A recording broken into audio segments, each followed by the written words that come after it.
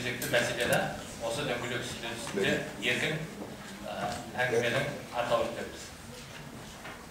Бүгінгі тақырыбымыз бұл жерде жастар да отыр, аға буынның өкілдері отыр, жастардың қоғамдық ұйымдары келіп отыр, үкіметтік емес ұйымдар, сонымен қатар мынау белгілі бұқаралық ақпарат, елді бұқаралық ақпарат құралдарының өкілдері келіп отыр. Осы бүгінгі әңгімеміздің арқауы жастар және мемлекеттік тіл саясаты деген тақырыптың төңірегінде болмақ. Жалпы бүгін біз әдеттегідей күн тәртібін бекіткеніміз жоқ. Алдын ала мынандай баяндама жасайды, ол 10 минут, 15 минут жасайды, одан кейін 5 минут, 3 минут пәленше сөйлейді деген ондай қатып қалған күн тәртібін бекітпейді.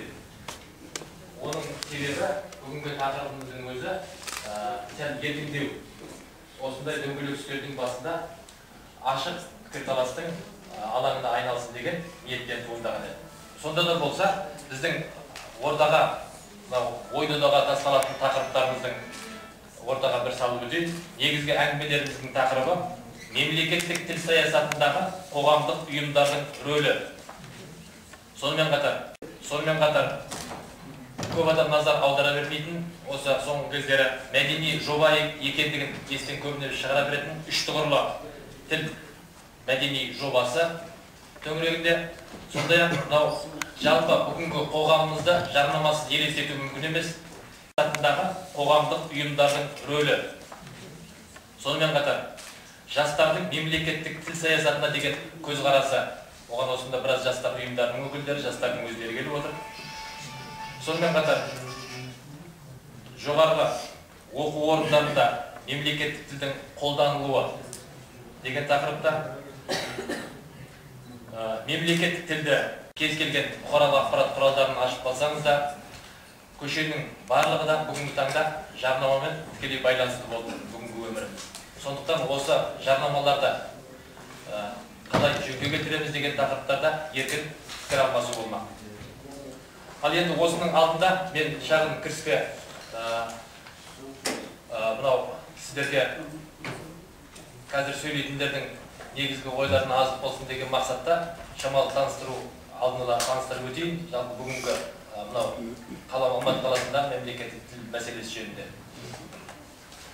Бүгінгі таңда Біріккен ұлттар ұйымдары зерттеуі бойынша жердің бетінде қазір әртүрлі санаумен 2700 бен 8000-нің аралығында тіл бар деп есептеледі. Енді ғалымдардың пікірлерінің әрқайсысы әртүрлі. Кейбіреулер бұны тіл дейді 2700, қалғандары диалект дейді, немесе говор дейді. Ал екінші біреулер осы 7000, 8000-нің барлығын тілдеп жеке тіл деп есептейді.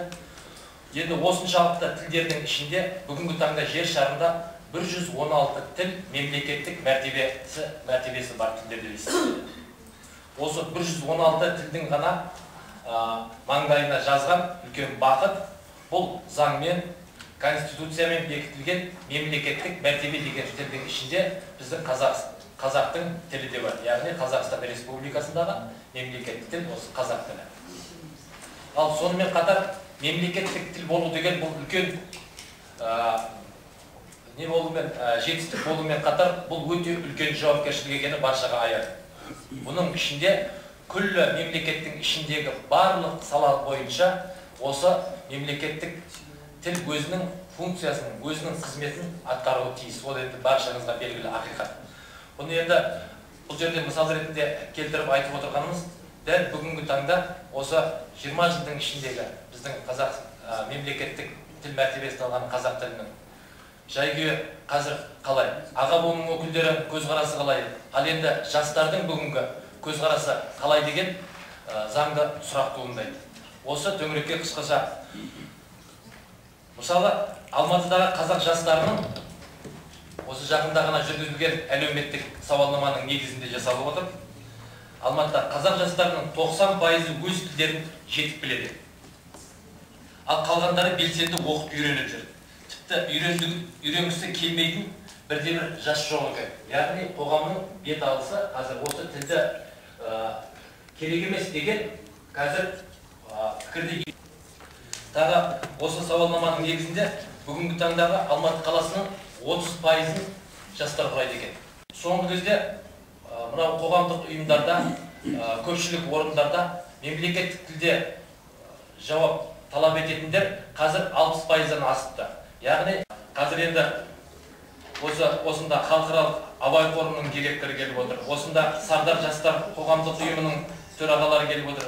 Содан кейін Қазақ бас сәулет құрылыс академиясының студенті, көптеген сонымен қатар өзге ұлт өкілдері келіп қатысып отыр осында.